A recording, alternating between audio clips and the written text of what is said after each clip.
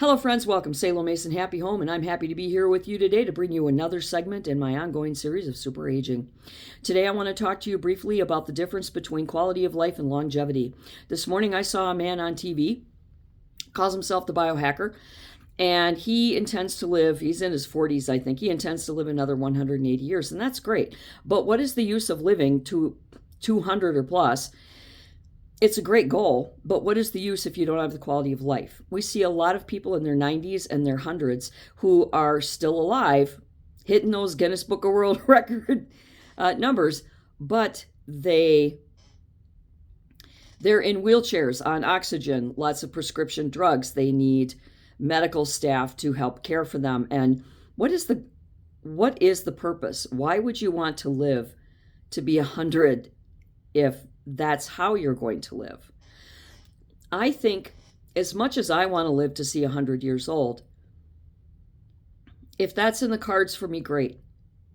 But I want to live to 100 knowing that I'm completely independent, that I've got all my faculties, that I'm physically fit and ready to fight that grave. But if I don't make it to 100,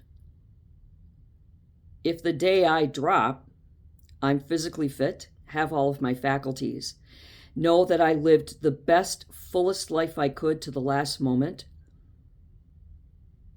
prepared to enjoy every bit of it, not having any regrets, then you know what? I'll take that any day over being 100.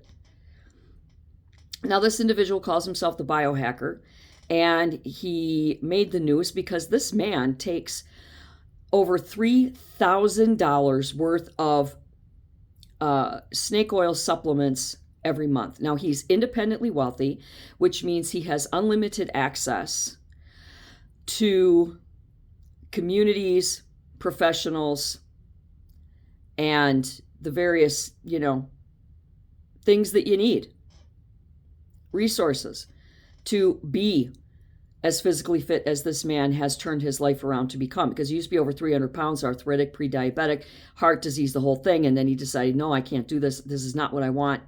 I want to live a long time, and I don't want to live like this a long time. So his goal is longevity, where my goal of super aging is more of a quality of life, even though I do want to live a long time.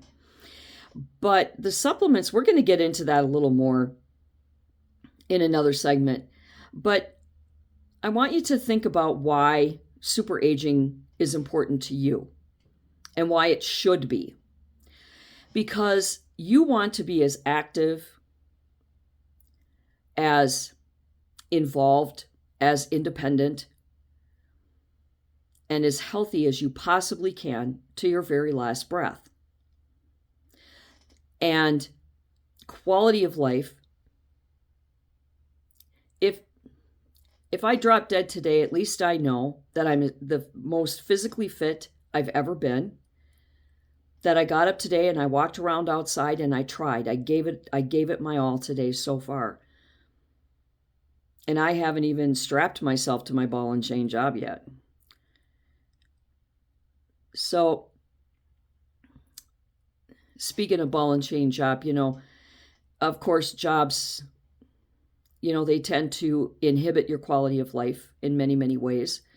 I, for one, just, it's appalling to me. I'm angry that I can't retire, and I'm not trying to be entitled or spoiled. It's just, I've done my time, and I'm wasting so much valuable, precious, important life for myself and for my loved ones, having to work a job.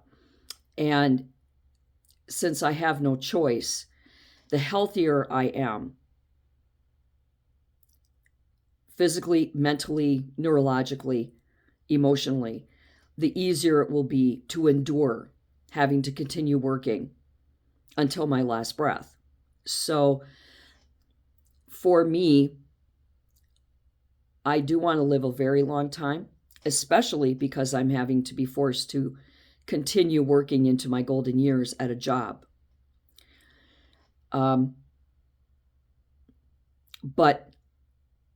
I can do it the easiest most stress-free way by being healthy, being my super aging healthiest self.